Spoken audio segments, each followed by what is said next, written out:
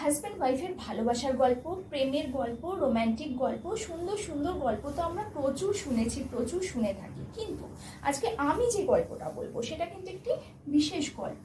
সেটা শুনলে, সেটা জানলে তোমরাও কিন্তু এই কাজটাই অবশ্যই করবে এখন থেকে। আর হ্যাঁ, ভেবো না হাতে আঙুল কম আছে বলে হাতটাকে এরমভাবে রেখেছি। আমার হাতে 10টা আঙুলই আছে, জাস্ট এটা ধরে আছি সেই জন্য এরমভাবে রেখেছি। তো hey guys, good evening, welcome to my channel. কেমন আছো তোমরা সবাই? আশা করছি সবাই ভালো আছো, আর তোমাদের ভালোবাসা আমি তো সবসময় ভালো থাকি। তো শোনো, আজকে আমি যেটা বলতে চলেছি সেটা কিন্তু আমার কথা একদম না, এটা কিন্তু গবেষণা পড়াশোনা করে এক্সপার্টরা এটা জেনেছে, এটা এক্সপার্টরা বলেছে, এটা আমি বলছি না, এটা এক্সপার্টরা বলছে। অফকোর্স এটা মন দিয়ে শোনো, একদম সেই ক্লাসে পড়া যেরকম শোনে টিচারের সেরকম। তো সেটা হচ্ছে, হাজব্যান্ড ওয়াইফ যদি কোয়ালিটি টাইম স্পেন্ড করে, মানে যেটুকু সময় তারা কাটাচ্ছে সেটুকু সময় যদি কোয়ালিটি টাইম হয়, মানে কি বলবো, খুব ভালো সময়, খুব ভালো মুহূর্ত যদি তারা স্পেন্ড করে, তাহলে কি হয়, তাহলে অনেক রোগের হাত থেকে উপশম পাওয়া যায়, অনেক রোগের হাত থেকে বাঁচা যায়, ডাক্তারের কাছে আর যেতে হয় না।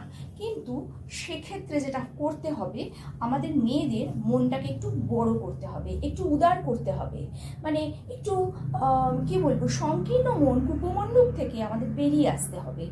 কটা মেয়ে এরকম আছে আমি জানি না, যাই হোক, বলবে ভাই তোমার তো বলা সহজ, এটা তো সহজ নয়, এত দামি একটা সম্পত্তি আমরা কি করে ছেড়ে দিই। এত কথা কেন বলছি, তার আগে পুরো ভিডিওটা দেখো, একটু স্কিপ না করে।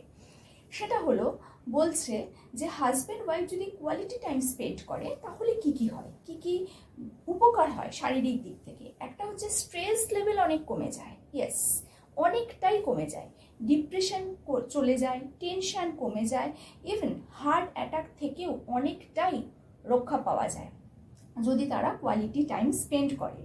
এছাড়া শরীর মন ভালো থাকে, সংসারে শান্তি থাকে, চিৎকার চেঁচামেচি হয় না। কিন্তু সেক্ষেত্রে কোয়ালিটি টাইম স্পেন্ড করতে হবে কার সাথে?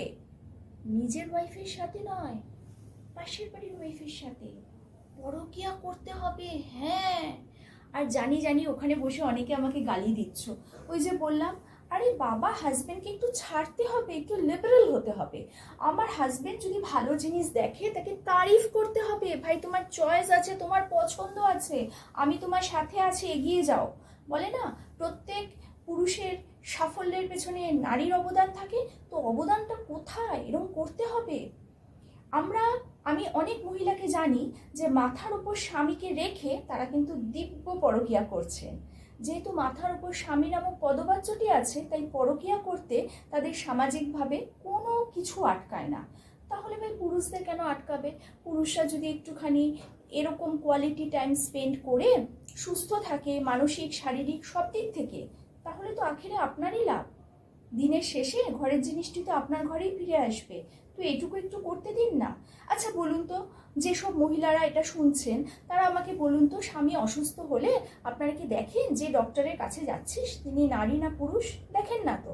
তো এক্ষেত্রে যদি কোনো নারীর সাথে কোয়ালিটি টাইম স্পেন্ড করলে আপনার স্বামী নামক পদবাচ্যটি সুস্থ থাকে, স্বাভাবিক থাকে, দীর্ঘায়ু হয়, আপনি কি চাইবেন না সেটা হোক?